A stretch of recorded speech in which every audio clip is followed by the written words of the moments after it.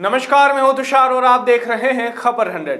आइए रुख करते हैं आज की खबरों की ओर, पर उससे पहले एक नजर आज की हेडलाइंस पर।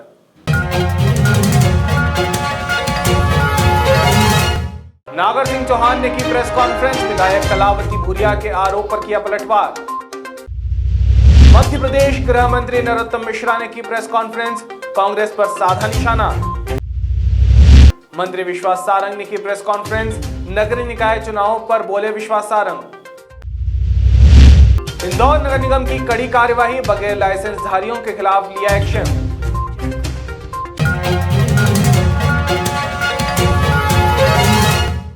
हाल ही में जोबट विधायक कलावती भूरिया ने कलेक्टर और एसपी को एक आवेदन दिया, जिसमें अलीराजपुर जिले के पूर्व विधायक नागर सिंह चौहान और उनके भाई पर जोबट विधानसभा में बंदूक की नोक पर आतंक मचाने का आरोप लगाया था, जिस पर पलटवार करते हुए पूर्व विधायक नागर सिंह चौहान ने एक प्रेस कॉन्फ्रेंस की, जिसमें जोबट विधायक कलावती भूरिया पर पलटवार करते हुए कहा कि कलावती भूरिया पिछले कई महीनों से उनके परिवार को अलीराजपुर जिले में बदनाम करने की साजिश कर रहे हैं। साथ ही नागर सिंह चौहान ने कहा कि वो इस तरह के बेबुनियाद आरोपों से डरने वाले नहीं हैं। हाल ही में मध्य प्रदेश के गृह मंत्री नरोत्तम मिश्रा का बयान सामने आया है, जिसमें नरोत्तम मिश्रा ने धर्म स्वातंत्र्य कानून को लेकर कहा कि धर्म स्वातंत्र्य कानून को लेकर अब तक 23 मामले जनवरी से अब तक आ चुके हैं। साथ ही कहा कि हम हमेशा से कहते आए हैं कि कुछ ताकतें ये काम करने में लगातार लगी हुई है। इसके बाद राज्यसभा सांसद दिग्विजय सिंह की लिखी कविता के साथ बॉलीवुड एक्ट्रेस कंगना रनौत को मिली धमकी को लेकर भी उन्होंने कई बातें की। आइए आपको भी सुनाते हैं कि इन मुद्दों पर नरोत्तम मिश्रा ने क्या कहा। कविता दिग्विजय सिंह जी की है या किसी और की, ये वो जाने, पर जो आतंकियों की मौत पर रोता है, जो हर बात में देश में जहर घोल देता है, वो क्या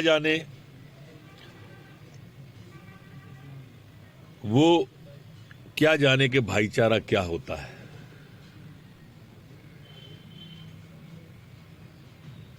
दिग्विजय सिंह जी ने एक पवित्र संसद के अंदर जो क्षण थे, उनको कुलसित और दूषित करने की कोशिश की है, और मैं समझता हूं यही काम उनका हर पवित्र चीज के ऊपर रहता है, यही उनका सोच दर्शाता है। मध्य प्रदेश में जल्द ही होने जा रहे नगरीय निकाय के चुनाव को लेकर मध्य प्रदेश में लगातार बयानों का दौर जारी है। इसी कड़ी में मध्य प्रदेश के चिकित्सा शिक्षा मंत्री विश्वास सारंग का बयान सामने आया है, जिसमें उन्होंने कहा कि नगरीय निकाय के चुनाव में कांग्रेस बुरी तरह से हार का सामना करेगी। इसी के साथ पत्रकारों से वार्ता में विश्वास सारंग ने कई बातें की। आइए आपको भी सुनाते हैं कि उन्होंने अपने बयान में और क्या कहा। नहीं, देखिए, कोई हड़ताल की बात नहीं है। सभी हमारे हैं, जूडा के जो हमारे जूनियर डॉक्टर्स हैं उनसे भी लगातार कम्युनिकेशन है। उनकी जो भी बातें हैं उस पर लगातार हल भी हो रहा है। क्या उनकी समस्याएं हैं, उनकी क्या बातें, उन पर हल किया जाएगा। कोई बहुत इसको चर्चा करने की आवश्यकता मुझे नहीं लगती है। उनसे बातचीत करेंगे, वो सब हमारे हैं, और वो जूनियर डॉक्टर्स ने कोरोना काल में बहुत अच्छा काम किया है। आगे भी उनके साथ मिलकर और गरीबों का, वो पीड़ित जो हमारे मेडिकल कॉलेज के हॉस्पिटल्स में आते हैं, उनकी सेवा करना है। हमारे जूनियर डॉक्टर्स पूरे संकल्प के साथ सेवा कार्य में लगे हैं। जो भी बात होगी बातचीत करके हल निकाला जाएगा।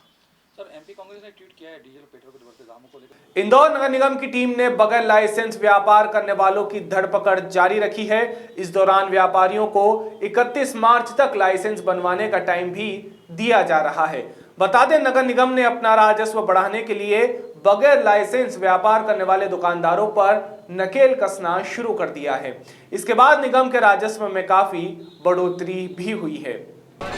सर, किस तरह का यहाँ पे ये अभियान है और क्या कुछ चेक किया जा रहा है? अपर आयुक्त महोदय का हमें विगत 15 दिनों से ये आदेश है कि हमें door to door license check करना है। इसमें हमारी पूरी टीम पर्टिकुलर एक जगह पर ही कार्य कर रही है। इसमें हम लोग 20 से 25 लोग साथ में एक साथ कार्य करते हैं। इसमें हमें डोर टू डोर जाके लाइसेंस चेक करना है और दिन में हम हमारे दिए गए जोनों के आधार पर हमारे बिल कलेक्टर काम करते हैं और जो लोग लाइसेंस नहीं बना रहे हैं उनके लाइसेंस हम बना रहे हैं और अगर उसके बाद भी मौके पे लाइसेंस नहीं मिलते तो हम लोगों को मौके पर ही नोटिस दे रहे हैं और नोटिस में हम केवल 3 दिन का समय दे रहे हैं, मतलब एक दिन नोटिस वाला दिन, एक उसके बाद अगर वो पैसा नहीं देते हैं या लाइसेंस नहीं बनाते हैं या रिन्यूअल नहीं करते हैं तो हम लोग उन्हें तालाबंदी की या आगामी जो कार्रवाई आदेश निर्देश जो है अपरायुक्त महोदय द्वारा दिए जाते हैं हम उसके आधार पर काम करते हैं। सर कई बार देखा है कि सबको ये हिदायत दी जाती है कि लाइसेंस बनवाने के बाद दुकानों के सामने लगाना है, लेकिन कई लोग हम देखते हैं कि दुकानों ये इंदौर में थोड़ी अवेयरनेस कम है, ये प्रायः देखने में आया ज़्यादातर लाइसेंस लोगों के बने हुए हैं लेकिन उनको प्रदर्शित नहीं किया गया है। उसको प्रदर्शन करना जरूरी है, अनिवार्य है, उस लाइसेंस में लिखा हुआ है। लेकिन चूँकि अब अवेयरनेस आ रही है, काफ़ी समय से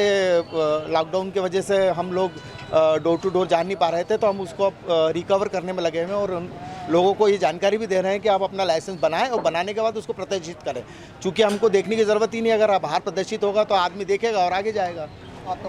इंदौर में गैंगरेप के मामले में फरार आरोपियों के कार्यालय पर तुकोगंज पुलिस ने छापा मारा है, जिसमें पुलिस को कई आपत्तिजनक वस्तुओं के साथ हिडन कैमरे भी मिले हैं। बता दें 100 करोड़ के लोन घोटाले कर फरार हुए आरोपी गुरदीप चावला और रिक्की चावला के खिलाफ गैंगरेप के मामले में तुकोगंज पुलिस ने इस ऑफिस पर छापामार कार्यवाही की है। इस कार्यवाही में पुलिस ने उनके जंजीरवाला चौराहे स्थित ऑफिस से कई आपत्तिजनक वस्तुओं के साथ कैमरे भी बरामद किए हैं। गुरदीप चावला और रिक्की चावला के खिलाफ फर्जी लोन के 5 मामले दर्ज हैं। एक आज दफ्तर में दबीज दी गई और वहाँ पर कुछ आपत्तिजनक वस्तुएं मिली। एक दुष्कर्म का केस है जिसमें गुरदीप चावला और रणदीप चावला 2 लोग आरोपी हैं। इनकी तलाश में इनके दफ्तर को हमने दबीज दी थी।